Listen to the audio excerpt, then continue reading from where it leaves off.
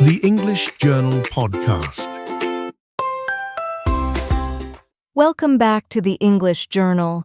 I'm Emma. I'm glad you're here because today's episode isn't about grammar or vocabulary or pronunciation.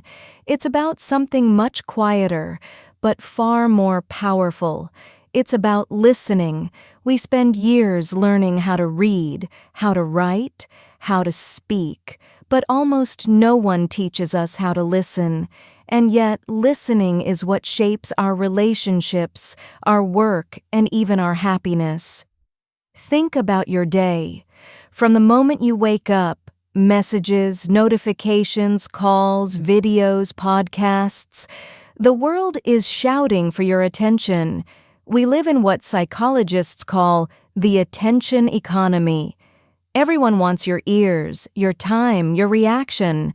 But in this constant noise, something has been lost. The stillness, the presence, the silence between words. We are surrounded by sound, but starving for understanding. Let me tell you a story. A few years ago, a friend of mine went through a difficult time. Her mother was very sick, and she was exhausted, emotionally, physically, spiritually.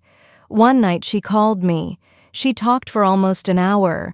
Her words came out fast, shaky, broken, and I didn't know what to say, so I didn't say anything.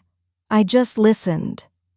When she finally stopped, she said something I'll never forget. "You didn't say much, but I feel lighter now." That was the moment I realized. Listening doesn't always mean replying. It means being there, fully, quietly, completely. Because to listen is to care. In this episode, we'll go beyond the idea of listening as a skill and explore it as a way of seeing the world. We'll talk about why true listening is so rare today, what deep listening really means, how listening can transform our relationships, and how learning to listen to others and to ourselves might just change our lives. We often confuse hearing with listening, but they are not the same. Hearing is passive. It's what happens when sound reaches your ears. Listening is active. It's what happens when sound reaches your heart. The science of listening. In neuroscience, there's a concept called active listening. It's when the brain doesn't just process words, it reads tone, pauses, rhythm, emotion. When we listen deeply, our brain mirrors the speaker's emotional state. That's empathy, not as a theory, but as biology. So when someone is sad and you truly listen, your body feels a little of that sadness too. That's why deep conversations leave emotional footprints. Listening is connection, translated into sound, why we're losing the ability to listen. Modern life is fast. We multitask. We listen while checking messages, while cooking, while scrolling. Our minds are always halfway somewhere else. But real listening can't happen halfway. It demands presence, the rarest currency in today's world. When we listen halfway, we don't just miss words, we miss people. We miss their meanings, their feelings, their humanity. That's why loneliness grows even in crowded cities. Because we talk more, but connect less. The gift of being heard. Let's look at something profound. In therapy, one of the most healing experiences isn't advice. It's being heard. Clients often say, "I feel better," even when the therapist hasn't given any solution. Why? Because feeling heard restores dignity. When someone listens to you without judgment, you feel human again. Listening says, "You exist. You matter." That's powerful. Deep listening. The 3 levels. Level 1, listening to words. You hear what is being said. "I'm fine. I'm busy. It's nothing." Level 2, listening to emotions. You hear what's behind the words. "I'm tired. I'm scared. I don't know how to say this." Level 3, listening to silence. You notice what's not said. The hesitation, the breath, the unfinished sentence. That's where truth hides. In silence. A story from Japan. In Japan, there's a word, Kikubari. It means to listen with your body. It's about sensing what people feel before they even say it. A Japanese tea master once said, "When you listen well, even the wind tells you stories." In a culture where silence is respected, listening is not just communication, it's mindfulness. Imagine if we brought a little more Kikubari into our own lives, into our friendships, our families, our work. How many misunderstandings would disappear if we simply listened before reacting? Listening to understand, not to reply. Most people listen to reply. They listen to defend, to prove, to correct. But wise people listen to understand. That's the difference between argument and dialogue, between chaos and connection. When you listen to understand, you're not preparing your next line. You're building a bridge. Real-world example.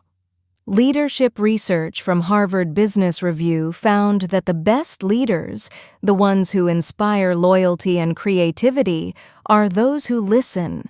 They don't dominate meetings. They ask open questions like, "What do you think? Tell me more." Because listening doesn't make you weak. It makes you wise.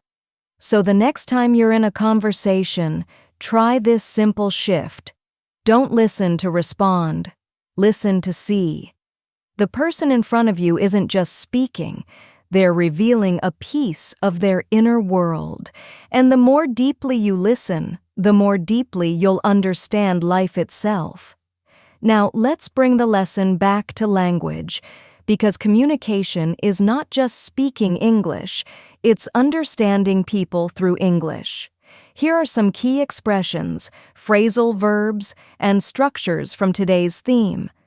Tune in to someone, something, to pay full attention. Example: when you truly tune in to your friend, you notice how they feel, open up to share personal feelings. Example: when people feel safe, they open up easily, cut someone off, to interrupt someone. Example: try not to cut people off when they're expressing emotions. Hold space to listen without judgment. Example: she didn't try to fix him, she just held space for him to speak. Read between the lines to understand hidden meanings. Example: good listeners can read between the lines of what's said. Let someone finish to allow someone to complete their thoughts. Example: great communicators always let others finish before replying. Go silent to stop talking and reflect. Example: sometimes the most powerful moment in a talk is when you go silent. When showing empathy or active understanding, English often uses the present continuous form. I'm hearing you. I'm following what you're saying. I'm trying to understand. I'm listening. Please go on. These forms make you sound emotionally present, not distant. Now let's journal, because reflection makes learning real. Take a few minutes to answer these questions in your own English journal entry. When was the last time you felt truly listened to? Who in your life needs you to listen more deeply?